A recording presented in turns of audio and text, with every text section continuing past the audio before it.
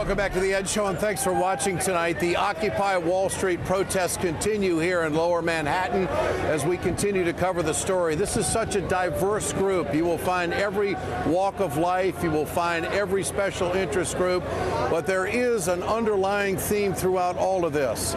Is the economic injustice that has taken place in this country, which I think has been the big motivating factor to bring all of these people here. They're not all fans of Ed Schultz. They're not all fans of the Ed Show, but that's all part of the territory. The fact of the matter is, the big unknown about all of this is, what does this mean and where will it go politically? How long will it last? But there is unquestionably new credibility to this protest because organized labor is now on in full force.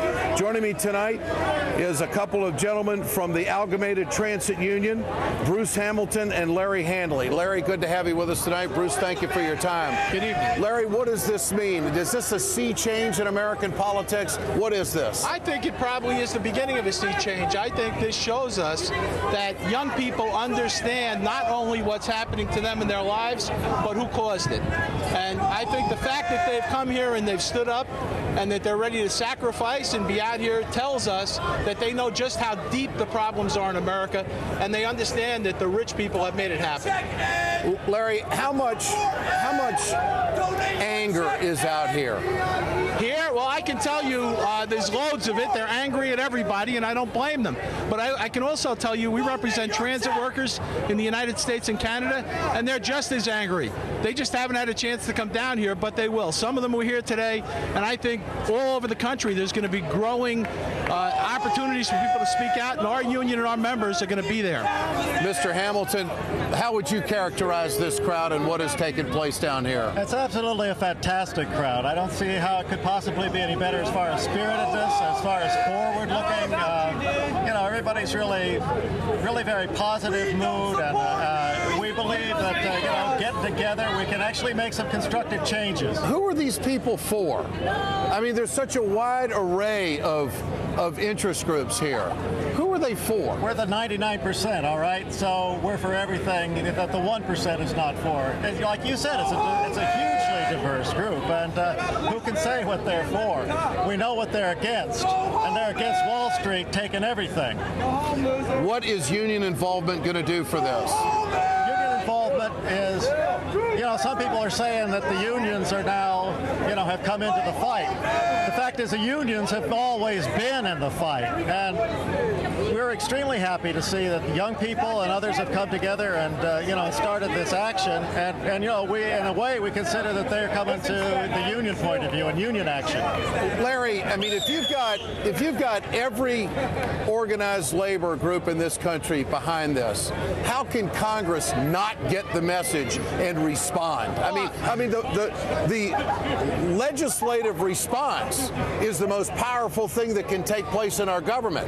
That's the push for change. Now, here in New York, in Albany, things are going to start happening in December. They can do something about the millionaire's tax in December. But even before that, in November, in Ohio, there's going to be Senate Bill 5, which is issue 2 on the ballot. I mean, is this going to spark maybe some kind of enthusiasm and carry over to have something happen on a legislative level in a state? Well, we certainly hope so, and I think what we're hearing from America's young people is that if it doesn't change, they're going to make it change. And I think that over the course of the last 30 years, so many wedges have been driven in the American population, and your point about diversity is really true.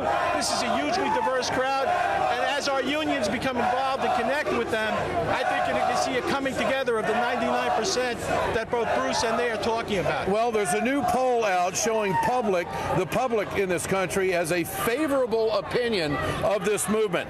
Rasmussen poll, view of Occupy Wall Street, favorable 33%, unfavorable 27%, 40% they have no opinion.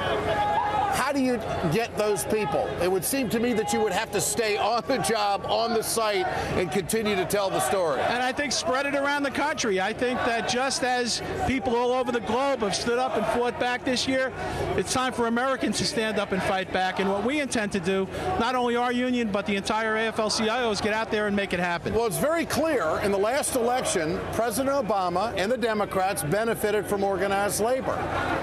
Does President Obama, who now says that he's the underdog in 2012, does he benefit from this the longer it goes? I think he'll benefit from it if he gets out in front of it and leads it. I think the You want President Obama here? Absolutely. I think the president belongs here with us. These are the people who elected President Obama, who gave the Democrats a majority. These are the people that are suffering now. But there are a lot of people here tonight that aren't Obama supporters. Well, he needs to come down here and convert them. I think they need to hear from our president that he's sympathetic to the cause. Mr. Hamilton, if the job rate in this country is better, this doesn't take place. Is that a fair statement? I mean, if we had 4.5%, 5% unemployment, would this be taking place tonight? I think you're probably right. You think it is about, that is the core thing, the unemployment and the frustration? It certainly is a huge part of it, yes. And the reason for concentrating on Wall Street, obviously, is that the richest 1% are taking an increasingly large percentage of the wealth that's created by working people. And I want to add that, you know, these are young people who can't get jobs.